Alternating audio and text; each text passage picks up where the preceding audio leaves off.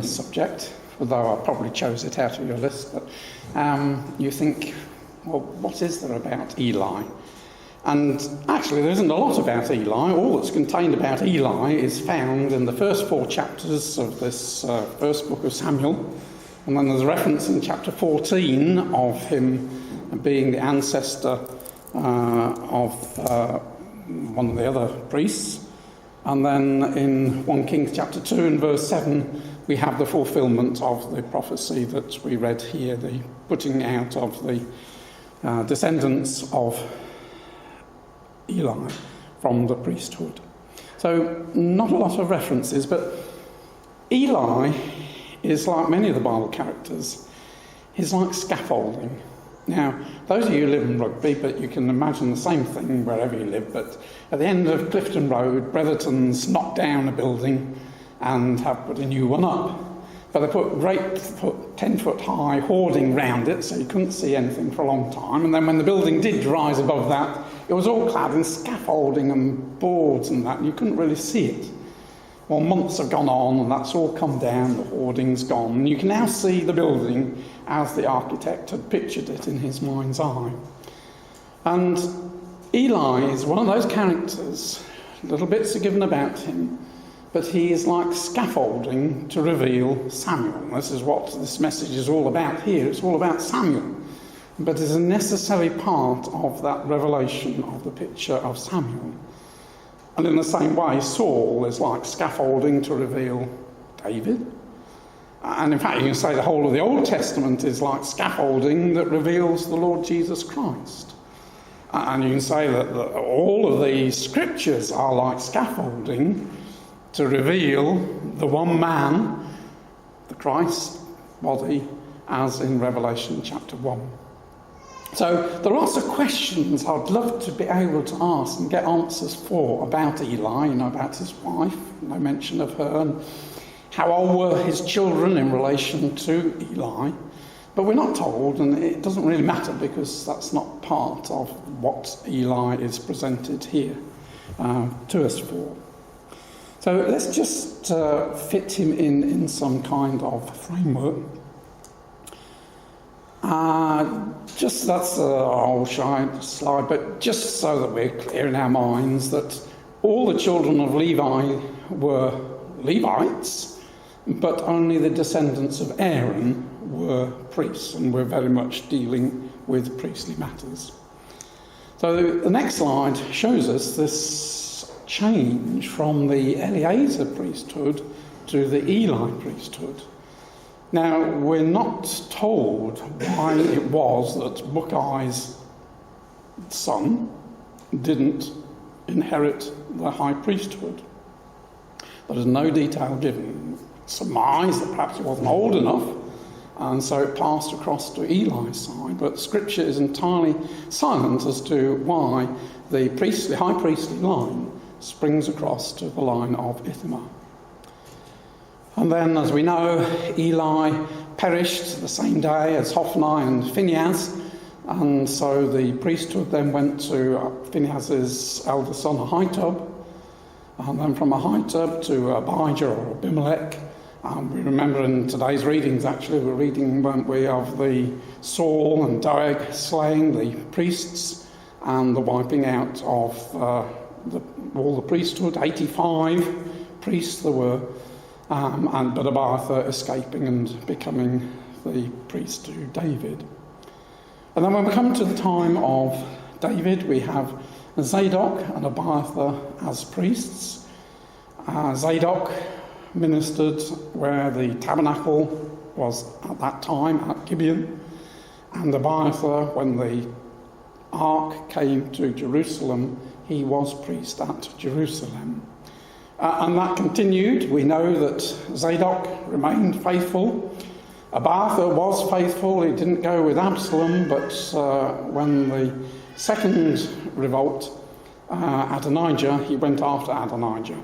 and Solomon thrust him out from being king, and so the priesthood reverted to Zadok and his line, Ahimaaz, etc.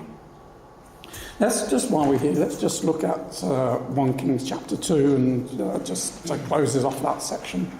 1 Kings chapter 2 is Solomon tidying up, as it were, after the death of his father. And verse 26. And unto Abiathar the priest the king said, Get thee to Anathoth unto thine own fields, for thou art worthy of death, but I will not at this time put thee to death, because thou bearest the ark of the Lord Yahweh before David my father, and because thou hast been afflicted in all wherein my father was afflicted. So Solomon thrust out Abiathar from being priest unto Yahweh, that he might fulfil the word of Yahweh, which he spake concerning the house of Eli in Shiloh, which is what we read in that chapter 2. And then just verse 35, the king put Benaiah the son of Jehoiada in his room over the host, and Zadok the priest did the king put in the room of Abiathar. So that was where the division came. We'll come back to it when we come to the chapter. So, woven into this chapter are various little details about Eli. We know that he was dwelling at Shiloh, verse 3 of chapter 1, because that's where the tabernacle was. And he had two sons, as we know, Eli and Hophni. Hophni and Phinehas, his two sons, were also priests. So he presumably was the high priest, and his two sons, Hophni and Phinehas, were priests. Unusually, if we just go to the end of the story, to chapter 4, we are told his age at his death, which is quite unusual. And we're told that verse 15 of chapter 4, now Eli was 98 years old.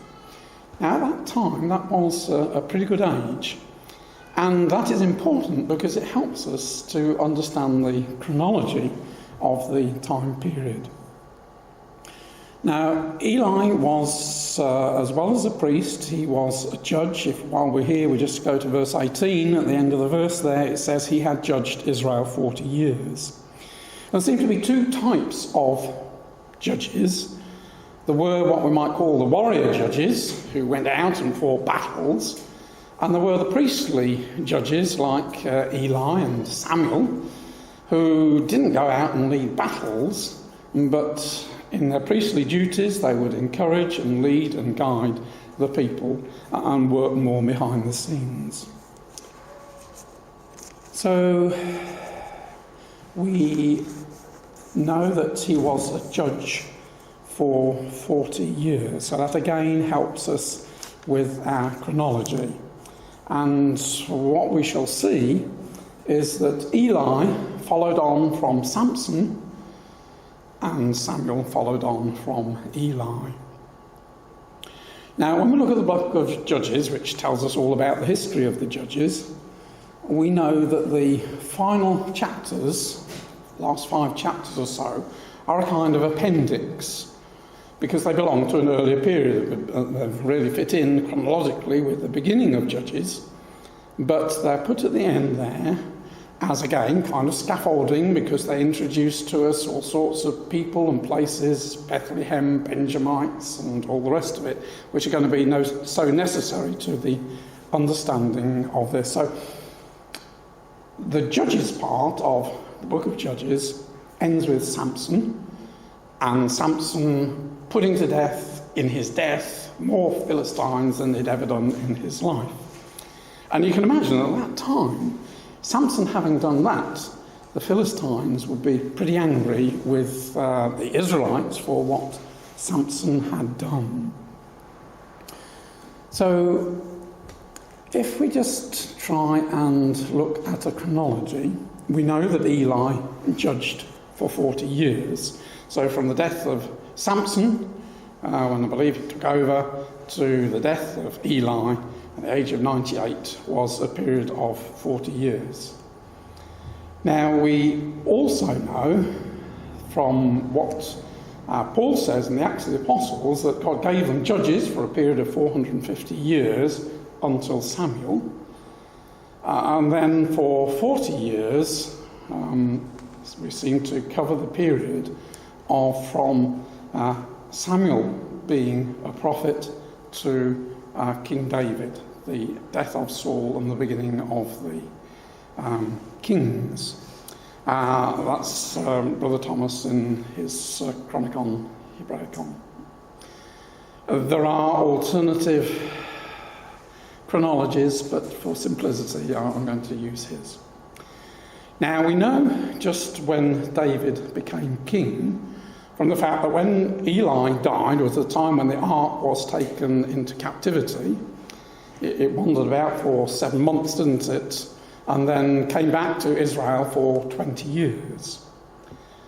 And we know that David, having reigned for 7.5 years, took Jerusalem, and it would seem very reasonable, we can't be precise as to what interval, but as soon as David had Jerusalem, it seems that that was the time when the ark came up to Jerusalem. And so that would mean if the period that the ark was away and 27 months and 20 years, so 20 and a half years. And so if David was 7.5 years before it came up, then we know that 13 years after the fall of Eli, David becomes king. And in that time period, Samuel is a judge and Saul is a king. Now, how many years, or even whether it was even a year, from the death of Samuel as a judge to David being king, we're not told, and it doesn't matter. And just how soon Saul becomes king after the death of Eli, we're not told, and again, it doesn't matter.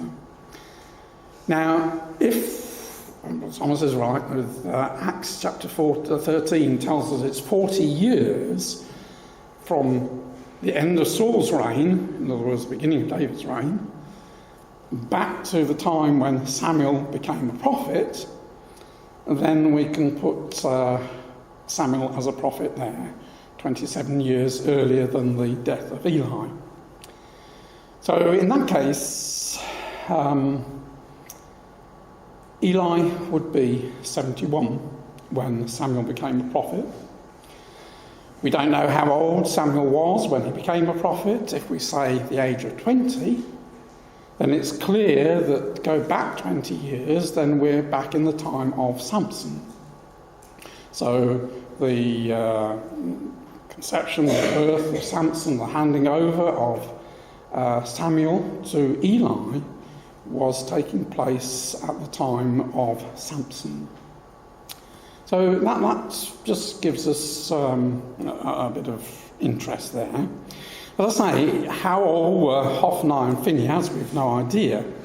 If Eli dies at the age of 98, if he was 30 when his sons were born, then they're going to be 68 when they die. If he was 40, well, they'll still be 58. It's a bit late in life for Phinehas to be having a son, but there he was. But again, that's not of any real interest. All we know that these sons were existing at that time. Now, while we're here, if we just look at Shiloh, where Shiloh was, Shiloh is about 22 miles to the north of Jerusalem, and this was where the tabernacle was. Now, I'm sure Alan's got better slides than these, but these are off the internet. That is Shiloh in the middle there, and the place of the tabernacle is thought to be there. Looking from the other side of the hill, it looks a bit like that. And on where they think the site of the tabernacle is, which is in the middle ground there, if we just go to the next slide, just a bit bigger, there seems an area which would fit into the size of the tabernacle. That's the right spot, isn't it, Alan? Yes. Your pictures are better than mine. Oh, right. Well, as I say, they're not mine, they're just off the internet. So it just gives us a bit of a setting as to where the place is. Right, so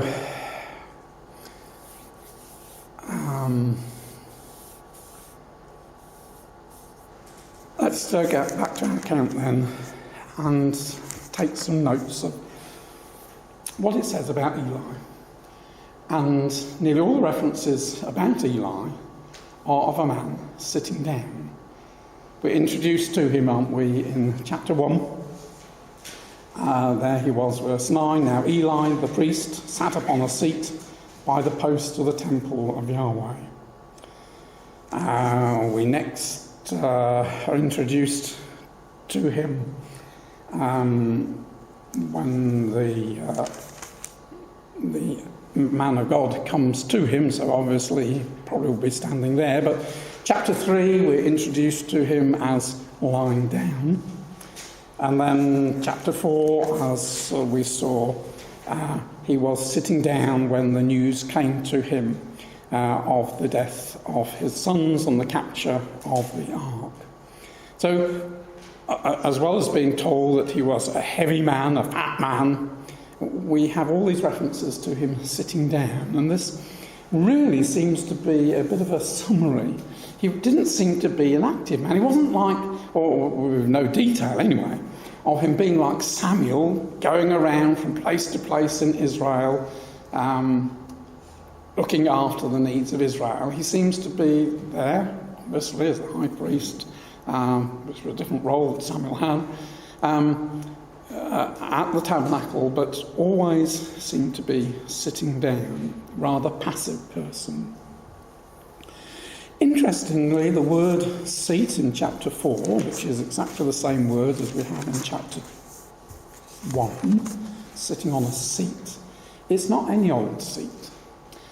That word is translated 127 times as throne, 7 times as seat, and 1 as stool. And the idea behind the word is ornate and canopied. In other words, a simple throne in this instance, not like the magnificence that David and Solomon sat upon, though it's the same word. But we would imagine that outside the tabernacle there was this rather posh seat with a canopy. If you're going to sit out in the sunshine in Israel for a long time, you need a canopy. So, picture Eli sitting there. This was the place where people came to seek advice and judgment. Now, the only problem we have when we're told in chapter 4 that he fell off the seat backward and broke his neck, which, if you think of a seat and a kind of a throne, it's a bit difficult to understand how you can fall backward, but we'll come to that later on. So we have this setting there in Shiloh. He's got 2 sons who are priests helping him, and he's often found to be sitting outside the tabernacle. And this is where the story interplays with Hana, a wonderful woman of faith. And it would appear that not only was she obviously very vexed at Penina's mockery of her as having no children, I think also we can see that Hana was very concerned about the religious life in Israel. Here was this elderly high priest, and I guess his 2 sons weren't too young, and she could see in her mind's eye that, when Eli dies, to have these 2 men as the priests, and one of them become the high priest, will be a pretty sad state of affairs. And I think as part of her petition to God, she was not only wanting a child so that she would be able to have a standing in front of her husband, but she conceived that that child could act as a priest to God. Now we know that Samuel was in the line of Mine's gone blank. Let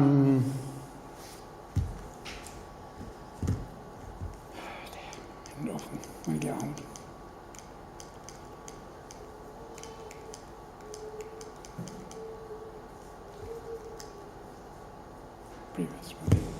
He was descended from Kohath, so he was a Levite, but he wasn't a priest. But we know that he was dedicated to God. He had a Nazirite vow, and that seemed to have put him in a position where he was able to act as a priest and offer sacrifices. But that all lay in the future. Here was Hana weeping, crying, praying to God for a child. And so, verse 12 of chapter 1, it came to pass as she continued praying before Yahweh that Eli marked her mouth. Now Hannah, she spake in her heart, only her lips moved, but her voice was not heard. Therefore Eli thought she had been drunken. Well, that's not a very good testimony, is it, to the kind of women that Eli normally saw. If his first reaction was, she's drunk, because that must, in this sad time, must have been something which he was quite used to. So he misunderstands, and Hannah has to tell him, no, that I don't count thy handmaid as a daughter of Belial. Out of the abundance of my complaint and grief I have spoken here too. And we have this lovely answer from Eli, and it shows us a bit of his character. Eli says, "Go in peace, and the God of Israel grant thee thy petition that thou hast asked of him." So there was kindness and goodness in this man. His problem was standing up to his sons. Now, Eli, his name means to either means the offering, or lifting up, or ascension, or Strong says lofty. So it has the idea of lifting up.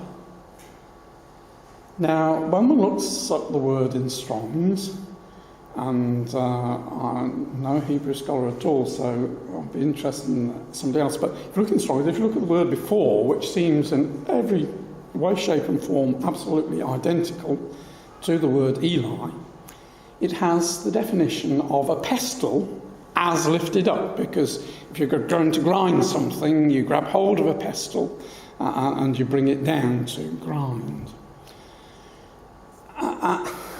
I think that's an interesting reflection upon Eli. If only he had come down upon his sons and shown them the wrongness and done something about it, maybe the history wouldn't have been so bad as it was. But the names of the two sons, Hophni and Phinehas. Hophni means a pugilist, a fighter,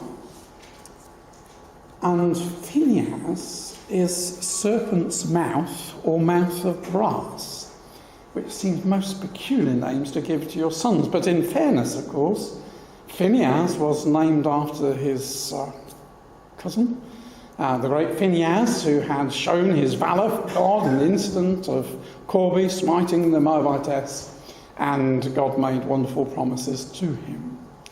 But serpent mouth, mouth of brass. We know that the arrogance of these two sons is going to come out, but we'll just get that in a moment. So Eli has these loving words to Hannah. Verse 19 says, "They rose up and in the morning early and worshipped before Yahweh." And presumably that would involve Eli in leading that worship. And then off they go. Samuel, in due time, is born, and in due time he is weaned. So probably at the age of 3 or 4, he was taken to Eli. And so Eli, 4 or 5 years after this incident, would suddenly see Hana and Elkanah and now this young child. And so, verse 26, she brought the child to Eli and said, "O my Lord, as thy soul liveth, my Lord, I am the woman that stood before thee here, praying unto Yahweh. For this child I prayed, and Yahweh hath given me my petition which I asked of him. Therefore also have I lent him to Yahweh. As long as he liveth, he shall be lent to Yahweh." And he worshipped Yahweh there. Now, I don't know from the Hebrew whether one can work out who that he is. Can one work out? Was the he Eli? Was it Samuel? Interestingly, the New King James and the RSV say they worshipped Yahweh there, but we don't know. So I think this again gives us a little insight into Eli and his character, that Hannah, who had been coming up regularly, knew a fair bit about this man, was prepared to entrust her little son to Eli for Eli to bring him up. And so, in spite of we thinking of Eli as being a bit of a failure because of his failure to control his sons, he was given a second opportunity, wasn't he? And we don't normally have second opportunities, but he was given a second opportunity to bring up children, or a child in this case. And we know what a wonderful job he made of it. So again, that gives us a little insight into the character of this man, that at his heart he was a godly man. And Hannah recognised that and was prepared to entrust Samuel to him. We know the wonderful song of Hannah, and again this is part of the scaffolding because it was to reveal the life of Samuel, and really the life of Samuel was going to reveal the life of the Lord Jesus. And so a wonderful song, and just not really part of our subject, but I hadn't until just now understood what she meant by having borne 7 in verse 5. That if you look and see the children that had been born to barren women in the Bible, Samuel was the 7th child to a barren woman. So that was interesting there. And of course her conclusion shows what a wonderful woman she was. Deep faith, deep understanding, because she talks about the king, so she was picking up what Jacob had talked about in Genesis chapter 49, and exalt the horn of his anointed, the Messiah. And again, we know this is the first reference to Messiah. So she could see in Samuel this prefiguration of the one who should come, the Nazarite who should come, who will bring justice and judgment to Israel. So a wonderful woman of faith. And she left them and went home. And so this then, because the Bible is so full of parallels, isn't it? So we have this wonderful woman of faith, and then that's contrasted with these 2 sons of Eli in verse 12. They knew not Yahweh. They were sons of Belial, worthless, without profit. Now, that's a terrible thing to say, isn't it? That they were without profit and they didn't know God. What a contrast to Hannah. We have to be profitable to God. The world just lives its own way and goes its own way. But brothers and sisters, we've been given our life, and within the framework of that life, we have to make something more. We have to add to it, add profit. And what is it that pleases our Heavenly Father? It is building characters which reflect Him and reflect His Word. And that was totally absent from these sons. We don't know what influence Eli's wife had, whether she passes off the scene early on, we don't know. What kind of upbringing these children had had, if we're correct in their chronology in these difficult times of Samson, we don't know. But they weren't interested in knowing God. And of course, that then gives us the mirror for Samuel, who did come to know God. And we read, didn't we, of their custom of going and stealing whatever they wanted from the sacrifices. And so the conclusion is the end of verse 17, the men abhorred. Well, let's read the whole verse. Wherefore the sin of the young men was very great before Yahweh, for men abhorred the offering of Yahweh. And again, that's such a sad thing, isn't it? That these men had just no concept of what sacrifice and what pleasing God was all about. And they couldn't care less in their service to God. It didn't mean anything. All they were interested in was their own food, their own belly. Interestingly, when we think here was a Levitical priesthood which went from father to son normally. Today, we don't have that kind of succession. We elect people to offices.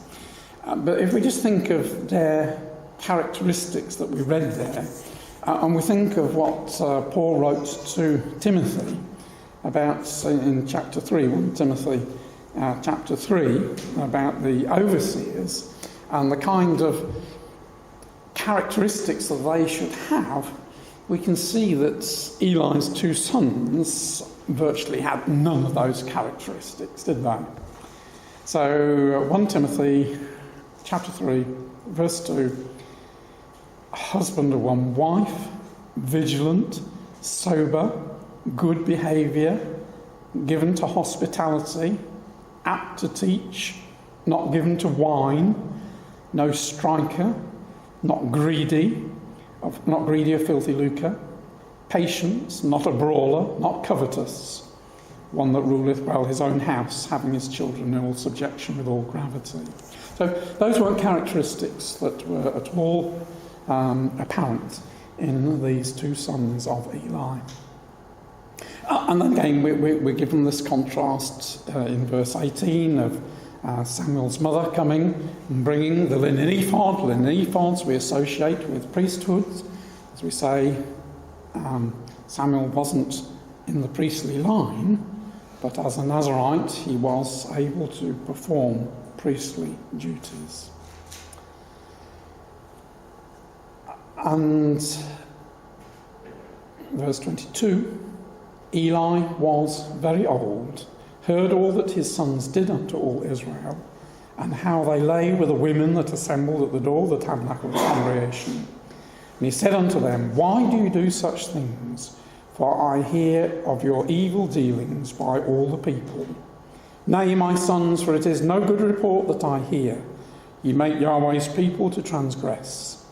If one man sin against another, the judge shall judge him. But if a man sin against Yahweh, who shall entreat for him? Notwithstanding, they hearken not unto the voice of their father, because Yahweh would slay them. That's quite an interesting reflection, isn't it? God,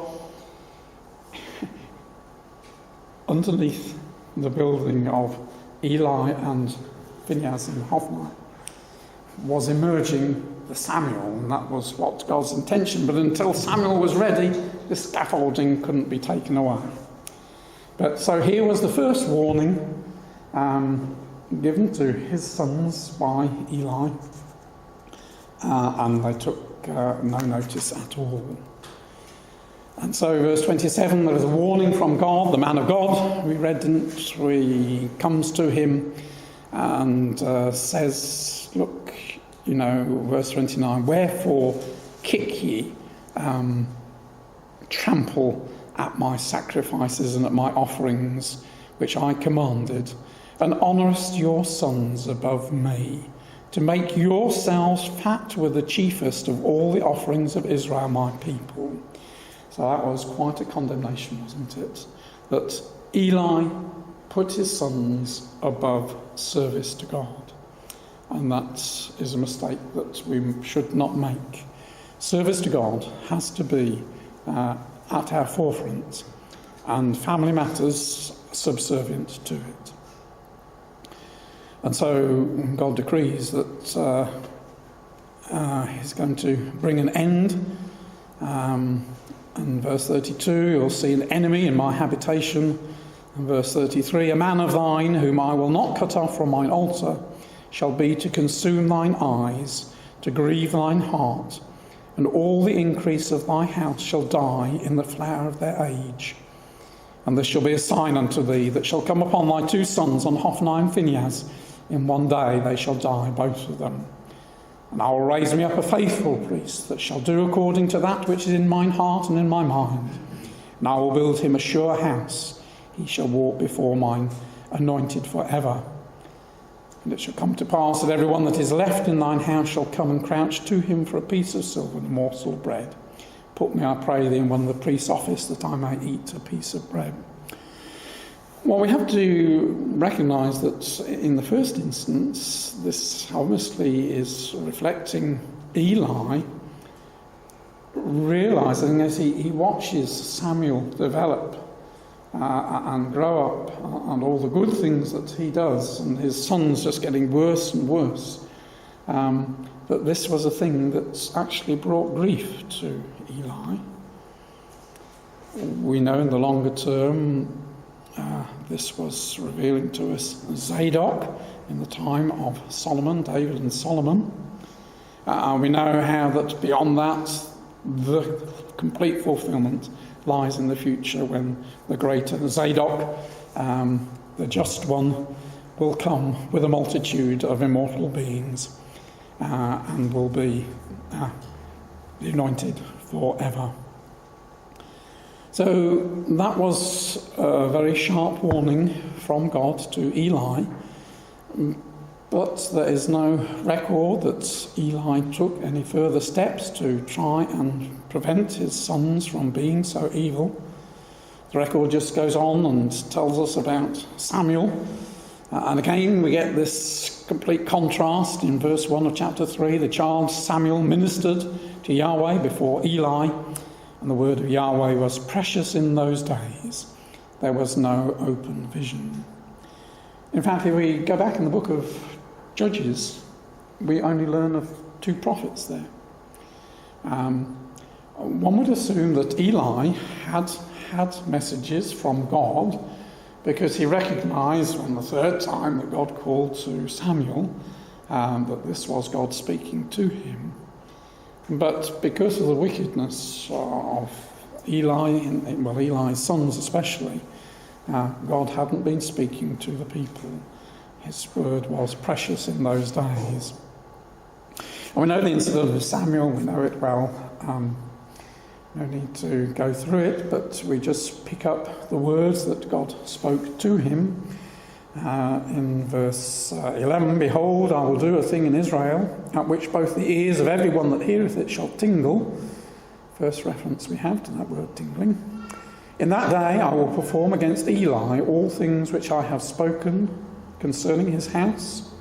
When I begin, I will also make an end.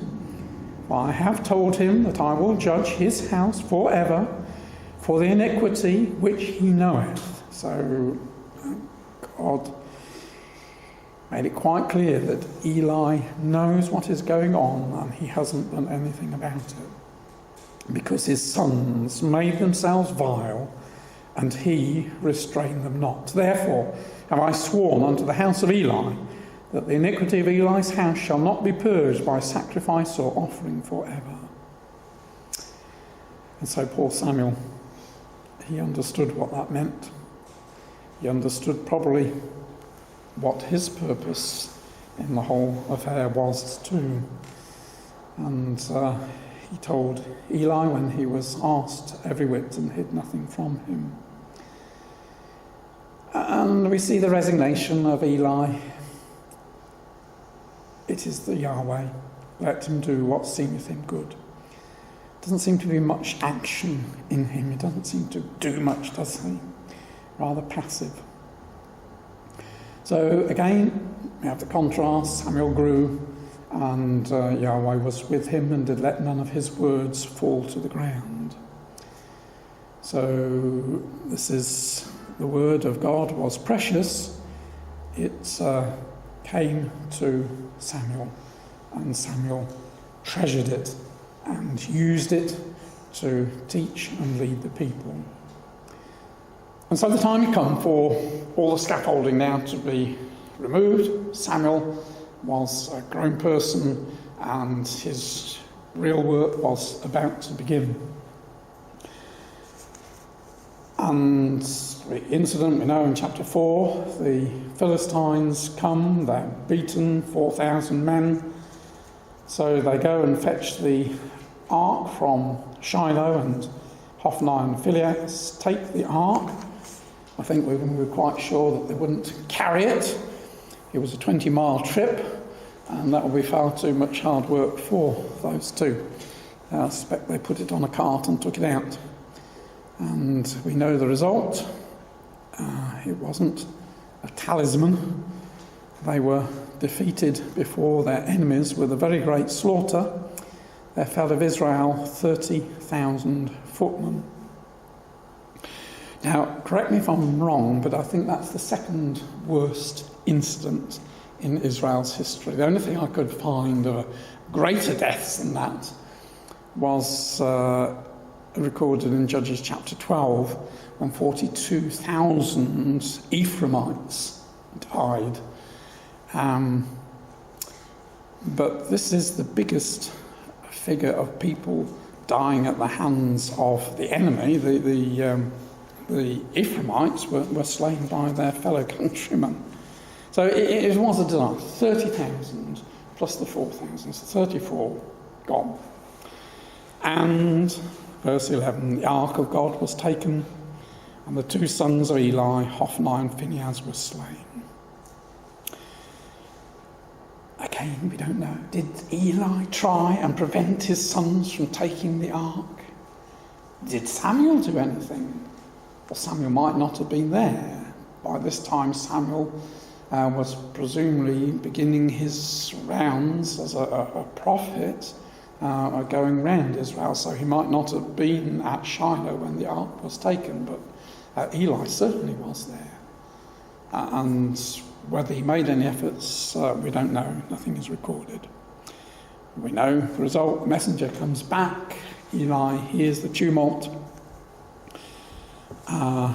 asks what it's all about, and the messenger comes to him, and verse 17, Israel is fled before the Philistines, been a great slaughter among the people, and my two sons, Hophni and Phinehas, are dead, and the ark of God is taken. And we know, don't we, that it's that final bit which is the last straw. It's not Israel being slain. It's not his sons being slain. It is the fact that the ark of God has been taken, which is the final straw. It came to pass that when he made mention of the ark of God, that he fell from off the side of the seat backward by the side of the gate, brake his neck, and he died, for he was an old man and heavy. Well, my only solution how he couldn't fall backwards in a seat is that he stood up. This was his reaction. This terrible news. The ark had been taken. He stands up, presumably has a heart attack, and just crashes back, twisting sideways, hits his neck against the seat or on the floor, breaks his neck. And so that was the end.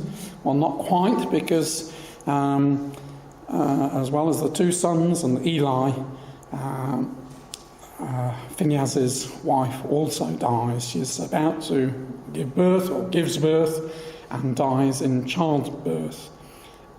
Again, she must have been a much more godly woman than her husband, because verse 20, she names the child Ichabod, the glory is departed from Israel. Why? Because the ark of God was taken, because her father-in-law, and because of her husband. So she had the right order there. the glory is departed from Israel and the ark of God is taken. So we have, just to summarise then, he dies of a broken neck. What else died of a broken neck? Well, when somebody had been slain in the open field and nobody knew who was responsible, the elders of the city had to take a heifer and break its neck, if you look at the original. But the other thing, which seems probably more appropriate to Eli, the breaking of the neck, was a young ass. If you didn't redeem your firstborn ass with a lamb, then you had to break its neck. And Eli, and the stubbornness of an ass, there's perhaps some connection there, that that's how he died. So we have a picture of him sitting down and eventually being a blind man, an inactive man. He failed to rebuke his sons, and so in the eyes of the people he was no leader. It needed a faithful woman, Hana, to bring out a change through her son Samuel. Just an interesting reference, Ecclesiastes chapter 8. It's only one verse, so I'll just read it out. Verse 11, Ecclesiastes 8, verse 11. Because sentence against an evil work is not executed speedily, therefore the hearts of the Son of Men is fully set in them to do evil. And so God waited until Samuel was prepared before he brought his judgments. And so it was a difficult time for the nation. They hadn't got good leadership, difficult times. So Eli was given a second chance, as it were, in his bringing up of Samuel, and it appears from the record that he did make a good job of that. So we have a picture of Eli with his heart in the right place, but not always strong enough to withstand his son's ways. And Samuel and his sons grew up in the same kind of environment, but gave completely different attitudes between the two of them. Now, bringing up children is not an easy thing, as we all know, and it's something which never ends. We can never rest on our laurels and say, we've done a good job.